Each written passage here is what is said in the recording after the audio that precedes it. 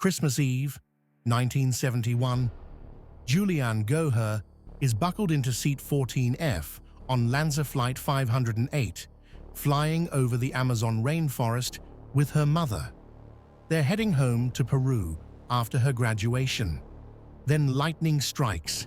The plane literally breaks apart in mid-air. Juliane watches in horror as passengers still strapped to their seats fall past her window into the green hell below. She's still buckled in when her section of the plane starts spinning. Down, down, down, 2 miles of free fall.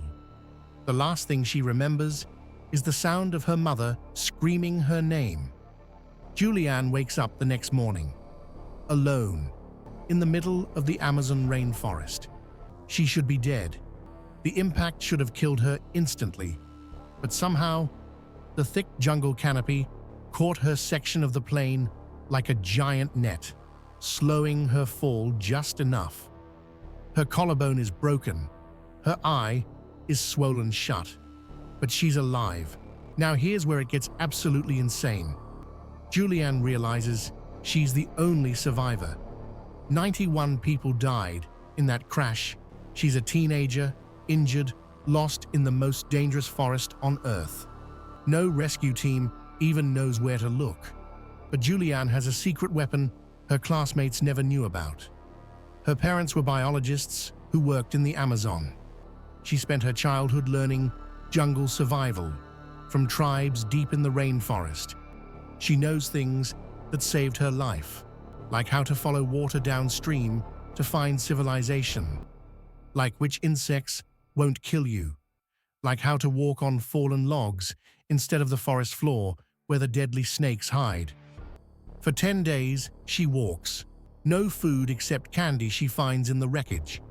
Drinking rainwater from leaves, sleeping in the dirt. On day 4, she finds more plane wreckage, and 3 passengers still buckled in their seats. They've been dead for days. She takes their candy and keeps walking. By day 7, her wounds are infected. Maggots are literally eating her alive. She can feel them moving under her skin. Most people would give up, lie down, and die. Not Juliane. She remembers something her father taught her. She pours gasoline from a crashed part of the plane onto her wounds. The maggots fall out, all 35 of them.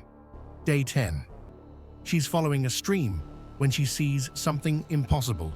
A boat, a real boat, tied to a small dock, and a tiny hut. She waits all day. Finally, 3 local fishermen return. They see this blonde teenager covered in mud and blood, speaking perfect Spanish, claiming she fell from the sky. They think she's a ghost, until she tells them about the plane crash, shows them her wounds, explains exactly where she's been walking from. The rescue team finds her mother's body 3 weeks later, just a few hundred yards from where Juliane first landed. Here's the part that'll give you chills. Decades later, scientists studied the crash. They discovered something terrifying. Juliane survived because she was still buckled into her seat when she hit the trees. The seat acted like a parachute, spinning and slowing her fall. But here's what's really crazy. If she had unbuckled herself during the fall, like most people would instinctively try to do, she would have died instantly. Sometimes doing nothing is exactly what saves your life. Juliane is still alive today. She's 68 years old, and she still flies on planes. Because what are the odds of it happening twice?